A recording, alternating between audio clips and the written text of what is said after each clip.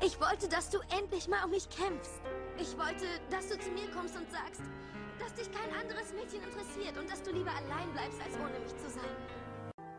Und du hast mich in die Tiefe gerissen. Wir waren ein Traum, heute sagst du, lass dich nie wieder blicken. Hast du kein mieses Gewissen, dass du mich heute so mit Füßen trittst und wütend bist, weil du dir einredest, ich belüge dich. Ich fühle mich benutzt, wollte dir Liebe geben, holte dich heraus aus diesem miesen Leben. Auch gut, lass uns nie mehr reden. Ich guck dich an und deine Augen sind leer. Geh draußen saufen mit den Pausenclowns, ich brauch dich nicht mehr. Du warst den Auftritt nicht fair, du hast die Lieder nicht verdient. Doch ich musste erstmal klarkommen, dass es Dina nicht mehr gibt. War wie ein Freak in sie verliebt, mich hat wieder mal das Glück gepackt. Tut mir leid, dass ich dich mit Liebe überschüttet hab. Tut mir leid, dass ich noch bereit war zu fighten und dass ich zu dir gestanden hab in deinen einsamen Zeiten. Es tut mir leid, wirklich, ich wollte nicht lange nerven. Wenn du nichts dagegen hast, behalte ich dich dann im Herzen. Mein Herz bricht, es wird nicht mehr wieder sein, wie es war. So wie ich leide und du merkst nicht.